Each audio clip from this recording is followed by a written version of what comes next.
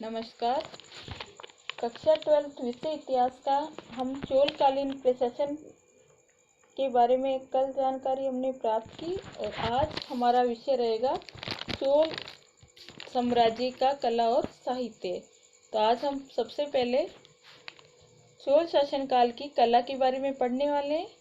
चोल काल में पौराणिक शैव और वैष्णव धर्मों का पुनर्जागरण हुआ। शैव और वैष्णव धर्म की आपको जानकारी है। शैव धर्म यानी जो शिव के उपासक थे, वैष्णव धर्म जो विष्णु के उपासक थे, यानी ये दोनों शैव और वैष्णव हिंदू धर्म के दो पंथ थे और दक्षिणी भारत में इन्हें नैनार और अलवार के नाम से जाना जाता था। शैव जो धर्मावली थे उन्हें नैनार कहा जाता था और वैष्णव धर्मावलियों को अलवार के नाम से जाना जाता था। तो हम अभी दक्षिणी भारत को ही पढ़ रहे हैं और दक्षिणी भारत के चोल प्रशासन की हम जानकारी प्राप्त कर रहे हैं। तो दक्षिणी भारत में ही जो शैव और वैष्णव धर्म के अनुयायी थे उन्हें नैनार और अलवार के नाम से जाना जाता था। अब हम इसके बाद चोलकालीन कला के बारे में विस्तारित पढ़ने वाले हैं। प्रवचनों तथा भजनों से दक्षिण को आप्लावित किया और चोल स्वयं शैव धर्म के अनुयायी थे, तथापि वे धार्मिक सहिष्णु भी थे। उन्होंने शैव मंदिरों के निर्माण के साथ साथ वैष्णव मंदिरों का निर्माण भी करवाया तथा जैन और बौद्ध विहारों को अनुदान भी दिया।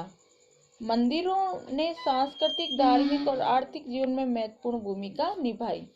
हम चोल कला के बारे में पढ़ने वाले हैं। तो उससे पहले जैसे अभी आपको बताया गया कि जो चोल शासक थे वो शैव और वैष्णव, जो चोल समाज था उसमें शैव और वैष्णव दोनों धर्म प्रचलन में थे और चोल स्वयं जो थे वो शैव धर्म के अनुयायी थे, लेकिन वो शासक जो थे वो सभी धार्मिक सहिष्णु शासक थे। उन्होंने शैव मंदिरों के निर्माण के साथ साथ वैष्णव मंदिरों का निर्माण भी करवाया और जैन मंदिरों का निर्माण भी करवाया और उसके साथ साथ बौद्ध विहारों को भी अनुदान दिया। मंदिरों ने सांस्कृतिक, धार्मिक, जो आर्थिक जीवन था उसमें महत्वपूर्ण भूमिका निभाई। मंदिर जो है वो हमारी सांस्कृतिक और धर्म के प्रतीक होते हैं, साथ में आर्थिक जीवन में महत्वपूर्ण भूमिका निभाते हैं, यानी जो मंदिर के जो पुजारी होते हैं उनके अर्थ उपार्जन का मंदिर एक साधन होते हैं। तो इस प्रकार मंदिरों की भूमिका हमारे धार्मिक, सांस्कृतिक और आर्थिक जीवन से संबंधित है। अब हम पढ़ते हैं चोल कला। अब कला में हम जो है कला के 3 महत्वपूर्ण अंग होते हैं, स्थापत्य कला, मूर्ति कला और चित्रकला। तो सबसे पहले हम स्थापत्य कला के बारे में पढ़ते हैं। स्थापत्य कला जो मंदिर निर्माण कला, भवन निर्माण कला मतलब उनसे संबंधित है। तो चोल कला प्रेमी थे और महान निर्माता भी थे। उन्होंने विशाल राजप्रासाद यानी राजभवनों का निर्माण करवाया, कृत्रिम झीलें बनवाई और विस्तृत बांध बनवाए ताकि उनके जो प्रजाजन है उनको जल की उपलब्ध सुविधाएं प्राप्त हो सके, सिंचाई के साधन प्राप्त हो सके। इसके अलावा उन्होंने सुंदर नगर बसाए और धातु और पाषाण की अनेक मूर्तियों का निर्माण और भव्य मंदिरों का निर्माण करवा के और चोलकालीन कला को आगे बढ़ाया। चोल स्थापत्य कला की जो मुख्य देन है वो है मंदिर निर्माण। इन मंदिरों का निर्माण द्रविड़ शैली के अंतर्गत हुआ। जैसे हमने गुप्तकाल में पढ़ा था, गुप्तकालीन जो मंदिरों का निर्माण था वो नागर शैली में हुआ। तो आपको एक महत्वपूर्ण प्रश्न ध्यान में रखना है, चोलकालीन मंदिरों का निर्माण द्रविड़ शैली में और गुप्तकालीन मंदिरों का निर्माण नागर शैली में। महान चोल शासकों ने अपने शासनकाल में द्रविड़ स्थापत्य कला के विकास में महत्वपूर्ण भूमिका निभाई और उनके द्वारा निर्मित मंदिरों की मुख्य विशेषताएं, मंदिर विशेषता के बारे में आप अच्छी तरह ध्यान में रखोगे ये बातें। विशाल और वर्गाकार विमान, मध्य में विस्तृत आंगन, अलंकृत गोपुरम, मंडप, अंतराल सजावट के लिए पारंपरिक सिंह ब्रैकेट और संयुक्त स्तंभों का प्रयोग किया जाता था। लगभग सभी मंदिरों में ये सारी विशेषताएं होती थी। चोलकालीन जो प्रारंभिक मंदिर थे उनमें तिरुकटलाई का सुंदरेश्वर मंदिर और नरतमलाई का विजयालय चोलेश्वर का मंदिर प्रसिद्ध है। ये तो दो जो है सबसे प्रसिद्ध मंदिरों में। और इसके अलावा राज प्रथम का बनाया हुआ वृद्धेश्वर का मंदिर जो एक शिव मंदिर है और राजेंद्र प्रथम का बनाया हुआ गंगेकोंड चोलपुरम का मंदिर। और इसके अलावा कोरंगनाथ ऐरावतेश्वर और त्रिभुवनेश्वर का मंदिर, ये भी अन्य चोलकालीन प्रमुख मंदिर है। तो इस प्रकार कौन कौन से प्रमुख मंदिरों का निर्माण चोल काल में हुआ, उनके नाम भी आपको ध्यान में रखने हैं, और मंदिरों की विशेषता और मंदिरों का निर्माण किस शैली में हुआ, ये सारे क्वेश्चन आपको ध्यान में रखने हैं। ये चोलकालीन मंदिरों के चित्र है। एक तो गंगेकोट चोलपुरम का मंदिर जो राजेंद्र प्रथम ने बनाया, और वर्देश्वर का मंदिर जो तेजोर जिले में स्थित है, जो राजराज प्रथम ने बनवाया। इसे राजराजेश्वर मंदिर के नाम से भी जाना जाता है, जो एक प्रसिद्ध शिव मंदिर है। अब इसी प्रसिद्ध शिव मंदिर की कुछ विशेषताएं। तंजौर में स्थित राजराज प्रथम द्वारा निर्मित राजराजेश्वर अथवा वृद्धेश्वर मंदिर को चोल स्थापत्य कला का एक प्रमुख उदाहरण माना जाता है। इस मंदिर का निर्माण द्रविड़ शैली में हुआ है। इस मंदिर का जो निर्माण कार्य है वो 1003 ईस्वी से लेकर 1111 ईस्वी में पूर्ण हुआ। इस मंदिर का आयताकार प्रांगण जो 160 मीटर लंबा और 80 मीटर चौड़ा है। मंदिर का सर्वाधिक आकर्षण केंद्र है गर्भगृह के ऊपर पश्चिम में बना हुआ 60 मीटर ऊंचा विमान, जो जैसे भगवान का जो मंदिर होता है जहाँ मूर्ति रखी जाती है उसे मंदिर का गर्भगृह कहा जाता है। और उसके ऊपर 3.50 मीटर ऊंचा एक पिरामिड आकार का शीर्ष भाग है, और मंदिर के आधार जो शीर्ष भाग है वो ही उस मंदिर का विमान है। यानी विमान जो गर्भगृह के ऊपर जो पिरामिड आकार का भाग होता है उसे मंदिर का विमान कहा जाता है। मंदिर के आधार तल में वर्गाकार कक्ष है जो 2.25 मीटर चौड़ा है, और जिसे दक्षिणा पथ निर्मित है। जो आधार तल है वहां पे दक्षिणा पथ का निर्माण किया गया जो मंदिर के चारों तरफ रखा जाता है। गर्भगृह में एक विशाल शिवलिंग की स्थापना की गई है। प्रेसी ब्राउन इतिहासकार ने बताया है कि तंजौर के वृद्धेश्वर मंदिर के विमान को भारतीय वास्तुकला का निक्ष माना है। ये भी ध्यान में रखना, भारतीय वास्तुकला का निक्ष किसे कहा गया है? वृद्धेश्वर मंदिर के विमान को। गंगेकोट चोलपुरम के मंदिर का निर्माण, ये अभी हमने राजराजेश्वर मंदिर की कुछ विशेषताएं पढ़ी, इस मंदिर में क्या क्या बना हुआ है। इसके बाद गंगेकोट चोलपुरम में जो मंदिर है जिसका निर्माण राजराज प्रथम के पुत्र राजेंद्र प्रथम ने करवाया था, उस मंदिर की भी कुछ विशेषताएं। इस मंदिर का आधार 105 मीटर लंबा और 50 मीटर चौड़ा है। ये 8 मंजिल, इसका जो विमान है वो 8 मंजिल के लगभग 50 मीटर तक, वो 8 मंजिल का बना हुआ है और 50 मीटर ऊंचा है। तो अभी हमने राजराजेश्वर द्वारा बनाया हुआ वृद्धेश्वर मंदिर की कुछ विशेषताएं पढ़ी। जैसे जो वृद्धेश्वर का जो मंदिर है वो तमिलनाडु के तंजौर जिले में स्थित है, ठीक है। और इसके अलावा इस मंदिर की एक और विशेषता है कि इसका जो गुंबद बना हुआ है उसकी परछाई पृथ्वी पर नहीं पड़ती है। इसके अलावा इसके शिखर पर स्वर्ण कलश रखा हुआ है। तो इसके साथ साथ प्रेसी ब्राउन ने इसे जो वृद्धेश्वर मंदिर का जो विमान है उसे भारतीय वास्तुकला का निक्ष माना है।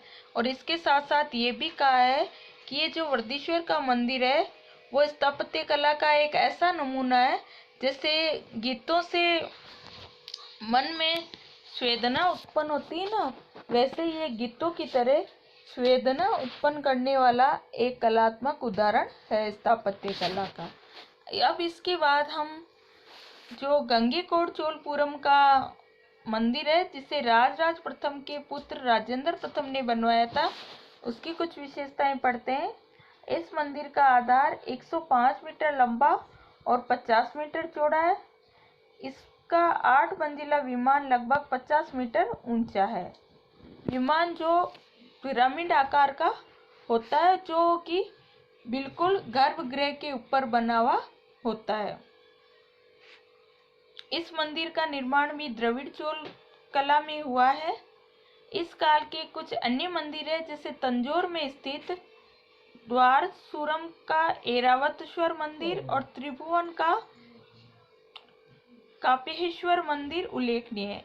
चोल कला का प्रभाव इंडो चीन और सुदूर पूर्व के देशों पर भी पड़ा, जिसका प्रमुख उदाहरण अंकोर वाट का मंदिर है। स्थापत्य कला के साथ साथ दक्षिण कला के क्षेत्र में भी चोल कलाकारों ने सफलता प्राप्त की। दक्षिण कला यानी मूर्ति कला। इस काल में उत्कृष्ट दक्षिण कला के उदाहरण है ब्रह्मा, विष्णु, नटराज और राजा रानियों की जो पाषाण, कांस्य व अष्ट धातु की मूर्तियां, यानी उस काल में मूर्ति कला का भी विकास हुआ, जिसमें ब्रह्मा विष्णु की मूर्तियां, राजा रानी की मूर्तियां और मूर्तियां जो थी वो पाषाण यानी पत्थरों की, कांसा धातु की और अष्ट धातु की, जिसमें 8 धातु मिले हुए हो, उनकी मूर्तियां बनाई जाती थी। इस काल में धातु मूर्ति में नटराज शिव की जो मूर्ति है, नटराज शिव की कांसे की मूर्ति विशेष उल्लेखनीय है। शिव मूर्ति के अलावा पार्वती, कार्तिकेय और गणेश आदि शिव देवताओं की मूर्तियां भी कांस्य धातु की बनी होती थी। मूर्ति कला भवन निर्माण कला की सहायक कला के रूप में विकसित हुई, क्योंकि भवन निर्माण कला में भी मूर्ति कला का एक विशेष योगदान होता था। भवनों में और मंदिरों में जो है मूर्तियों का विशेष महत्व था। और इसके साथ साथ जैसे आपको पहले ही बता दिया था, जो चोल शासक थे वो शैव धर्म के अनुयायी थे और वैष्णव धर्म को भी उन्होंने वैष्णव धर्म के विकास में भी अपना योगदान दिया। शैव शासकों ने चोल शासकों ने शैव मंदिरों के साथ साथ वैष्णव मंदिरों का निर्माण करवाया, तो मूर्ति कला में भी ऐसा ही हुआ। उन्होंने भगवान शिव के साथ साथ ब्रह्मा और विष्णु की मूर्तियों का भी निर्माण करवाया। मंदिरों की, अब इसके बाद हमने मूर्ति कला की भी जानकारी प्राप्त कर ली। अब हम चित्रकला के बारे में जानकारी प्राप्त करते हैं कि जो चोल काल था उसमें चित्रकला का कितना विकास हुआ। तो मंदिरों की जो दीवारें और छत थी, इसमें चित्रकला का एक प्रचुर मात्रा में प्रयोग हुआ। चोल चित्रकला जो थी वो पल्लव और पांड्य शाखा का ही विकसित रूप थी। पल्लव और पांड्य जो थे वो दक्षिणी भारत के प्रमुख राजवंशों में से एक है, क्योंकि दक्षिणी भारत में चेर, चोल, चालुक्य, पल्लव और पांड्य शासकों ने शासन किया था। तो इस प्रकार चोल चित्रकला पर पल्लव और पांडव शाखा थी, उसका भी कुछ प्रभाव पड़ा। भित्ति चित्रकला के अंतर्गत वृद्धीश्वर मंदिर की दीवारों पर अजंता की चित्रकला से प्रभावित धार्मिक चित्रकारी की गई थी। भित्ति चित्र, जो दीवारों पर बने हुए चित्रों को भित्ति चित्र कहा जाता है। तो वृद्धीश्वर मंदिर की दीवारों पर भी जो चित्र बने हुए थे और जो किससे संबंधित थे, अजंता की चित्रकला से संबंधित थे। और अजंता की चित्रकला का हम उदाहरण पहले भी पढ़ चुके हैं गुप्त काल के समय में, कि अजंता के जो चित्र थे वो आध्यात्मिक शैली के थे और लगभग महात्मा बुद्ध के जीवन से संबंधित थे। यानी इनकी जो अजंता के चित्रों की जो विषय वस्तु थी वो धर्म ही थी। तो इस प्रकार अजंता की चित्रकला से प्रभावित जो चोलकालीन चित्र थे वो भी धार्मिक चित्र थे। शिव, कैलाश, नंदी आदि के चित्रों को उकेरा गया था। यानी अजंता में जो चित्रकला थी वो बौद्ध धर्म से संबंधित थी और यहाँ दक्षिणी भारत के जो मंदिरों में जो चित्रकला थी वो शिव विष्णु से संबंधित थी। तंजावुर में भी उत्कृष्ट चित्रकला के उदाहरण मिलते हैं। हिंदू धर्म और संस्कृति के प्रचार प्रसार के साथ साथ दक्षिणी पूर्वी एशिया में भी चोल स्थापत्य, शिल्प और चित्रकला आदि का प्रचार प्रसार हुआ। दक्षिणी पूर्वी एशिया के प्रमुख क्षेत्रों के बारे में आप जानते हो ना। दक्षिणी पूर्वी एशिया यानी जो प्राचीन भारत था उसमें हमारी भारतीय संस्कृति दक्षिणी पूर्वी एशिया के देशों में भी फैली हुई थी। यानी इसमें आपके इंडोनेशिया, वियतनाम, लाओस, कंबोडिया आदि अनेक देश आते हैं दक्षिणी पूर्वी एशिया के देशों में। तो यहाँ भी स्थापत्य कला, शिल्प कला और चित्रकला की प्रगति हुई और उसका प्रचार प्रसार हुआ। इसके बाद राजराज प्रथम ने अपने शासनकाल के दौरान जो चोल अभिलेखों का प्रारंभ ऐतिहासिक प्रस्तुति के साथ करवाने की प्रथा की शुरुआत की। यानी जैसे हमने पढ़ रखा आगे भी, गुप्त काल में, मौर्य काल में जो शासक हुए थे उन्होंने अपने शासनकाल के समय में अनेक अभिलेख लिखवाए। अभिलेख जो थे वो 3 प्रकार के होते हैं, स्तंभ लेख, गुफा लेख और शिलालेख। स्तंभों पर लिखे जाते हैं, गुफाओं की दीवारों पर लिखे जाने वाले लेख गुफा लेख और इसके अलावा शिलाओं पर लिखे जाने वाले लेख शिलालेख। तो ये अभिलेख के अलग अलग प्रकार है। तो ऐसे ही जैसे गुप्त काल के शासकों ने अनेक अभिलेख और प्रशस्ति पत्र लिखवाए, वैसे ही चोलकालीन शासकों में राजराजेश्वर जो प्रथम था उसने भी अपने शासनकाल में अभिलेखों का प्रारंभ किया। उसने शैलेंद्र के शासक श्रीमान विजयतुंग वर्मन को नागपट्टनम में चूड़ामणि नामक बौद्ध विहार बनाने की अनुमति दी और साथ ही उसे निर्माण में आर्थिक सहायता भी दी। यानी जो राजराजेश्वर था उसने शैलेंद्र के शासक श्रीमान विजयतुंग को नागपट्टनम में एक बौद्ध विहार बनाने की अनुमति प्रदान की, साथ ही उसे आर्थिक सहायता भी दी और इस प्रकार राजराजेश्वर ने अपने आप को एक धर्म सहिष्णु शासक प्रतिपादित किया। और इसके साथ साथ राजराजेश्वर ने जो उसका निर्मित मंदिर है, उसका बनाया हुआ राजराजेश्वर का मंदिर, उसकी दीवारों पर भी बौद्ध प्रतिमाओं का निर्माण उसने करवाया। जैसे हमने पढ़ा था ना कि वो अजंता की चित्रकला से प्रभावित थी, तो अजंता के चित्र बौद्ध धर्म से संबंधित है और राजराजेश्वर ने भी जो बौद्ध चोलकालीन जो मंदिर था राजराजेश्वर मंदिर, उसकी दीवारों पर जो चित्र बनवाए थे वो बौद्ध प्रतिमाओं से संबंधित थे। तो इस प्रकार राजराजेश्वर के ये दोनों कार्य उसके धर्म सहिष्णु होने के प्रमाण हैं। अब है चोल साहित्य। हमने चोलकालीन कला में स्थापत्य कला, चित्रकला और मूर्तिकला की कुछ विशेष और प्रमुख जानकारी प्राप्त की। अब हम चोलकालीन साहित्य की जानकारी प्राप्त करते हैं। चोल शासक शिक्षा और साहित्य के संरक्षक थे और उस समय के जो मंदिर और जो ग्राम सभाएं थी वो शिक्षा के प्रमुख केंद्र थे। ये आपको ध्यान में रखना है। चोल शासन काल में शिक्षा के प्रमुख केंद्र कौन से थे? मंदिर और ग्राम सभाएं। अगला क्वेश्चन, जो चोल साहित्य थे वो लगभग तमिल और संस्कृत भाषा में लिखे गए थे। दोनों भाषाएं ध्यान में रखना है। और चोल शासकों ने तमिल भाषा को राजकीय भाषा घोषित किया था और कम्बन ने रामावतार नामक ग्रंथ की रचना की। कम्बन कुलोत्तुंग तृतीय के दरबार में रहते थे और इसके काल को तमिल साहित्य का स्वर्णकाल माना जाता है। जो चोल कवि थे ना कम्बन, उनके काल को चोल साहित्य का तमिल साहित्य का स्वर्णकाल माना जाता है। जैनुगोंदार ने कलितुंग प्रणि नामक ग्रंथ की रचना की। जैनुगोंदार चोल शासक कुलोत्तुंग प्रथम का राजकवि था और शैकी कल्लार का परिणय पुराणम तथा पुलगेंदी का नलबम महत्वपूर्ण रचनाएं हैं। इसके अतिरिक्त अन्य महत्वपूर्ण रचनाओं में प्रिय पूर्णम या शेखर की तिरुतंटोंडम पूर्णम, नंदी का तिरुविल्लायदल पूर्णम और अमृतनार का रामानुज नुरदादी, तिरुकंदुएर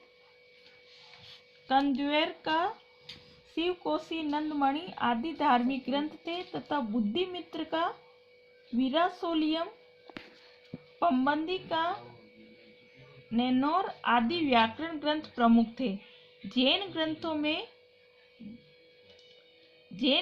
में तीर्थ कर देवर का जीवक चिंतामणि, ठीक है, ये आपके जैन ग्रंथ में एक ही नाम आ रखा है, ध्यान में रख लेना आप, ठीक है। और बौद्ध ग्रंथों में कुंडलकेशी, ठीक है। और इसके अलावा रामानुज यमुनाचार्य और ऋग्वेद पर भाष्यकार वेंकट माधव आदि ने भी संस्कृत ग्रंथों की रचना की, वो पढ़ लिया है, उसकी विशेष उपलब्धियों को भी पढ़ लिया है। तो वापस एक बार हम ध्यान कर लेंगे कि चोल वंश की जो है प्रमुख उपलब्धियां कौन कौन सी थी। तो उसकी सबसे प्रमुख उपलब्धि थी उसका स्थानीय स्वशासन। इसके अलावा और भी कुछ अन्य उपलब्धियां थी, जिसमें उसकी नौसेना, तमिल ग्रंथ और उसके विशालकाय मंदिर और उसके द्वारा बनाई हुई चोल शासकों के द्वारा बनाई गई मूर्तियां चोल काल की प्रमुख उपलब्धियां हैं। इस प्रकार दक्षिणी भारत के इतिहास में ये काल अपना एक महत्वपूर्ण स्थान रखता है। सांस्कृतिक विकास के साथ साथ चोल वंश भारतीय इतिहास का एक महत्वपूर्ण युग का परिचायक है। तो इस प्रकार हमने चोल वंश के बारे में पढ़ा। अगले वीडियो में हम कल्हण की राजतरंगिणी ग्रंथ के बारे में पढ़ेंगे, जो हमें कश्मीर के इतिहास की जानकारी देगा।